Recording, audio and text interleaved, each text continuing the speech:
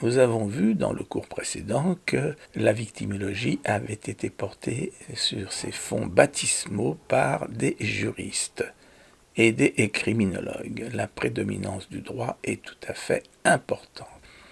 Dans la Société mondiale de victimologie, il y a très peu de psychiatres, de psychologues ou de médecins. On ne peut pas aujourd'hui faire un cours complet de droit pénal, de droit civil, de droit administratif, de droit du travail, de droit social, bien entendu. J'en serais bien incapable n'étant pas juriste. Nous allons plutôt parler de la dimension symbolique de la loi et de la justice dans la réparation globale d'une victime. La loi positive est la meilleure porte pour une réinscription symbolique des victimes, d'où le crime les a chassées.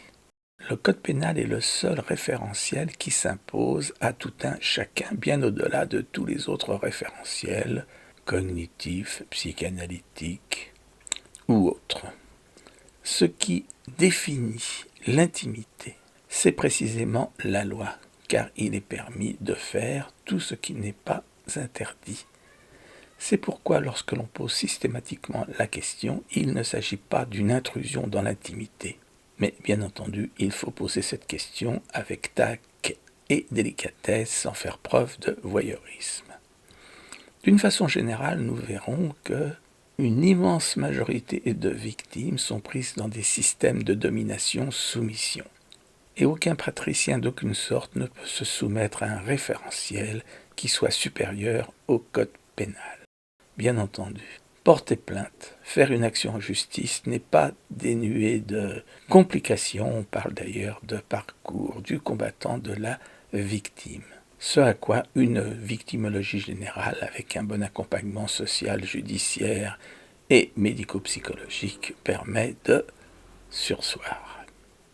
Il y a beaucoup d'instruments internationaux en faveur des victimes. Je ne pourrai pas tout vous lire, mais vous pouvez lire l'article 8 de la Déclaration universelle des droits de l'homme, adoptée le 10 décembre 1948, la résolution 4034 des Nations Unies portant déclaration des principes fondamentaux de justice relatifs aux victimes de la criminalité et aux victimes d'abus de pouvoir, la directive du Parlement européen du 25 octobre 2012, ou la Convention du Conseil de l'Europe, dite d'Istanbul, pour la prévention des violences domestiques.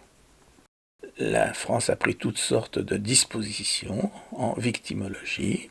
La loi du 5 mars 2007 réformant la protection de l'enfance, qui est extrêmement critiquée. L'ordonnance de protection, qui a été promulguée en juillet 2010 et renforcée ensuite en 2018.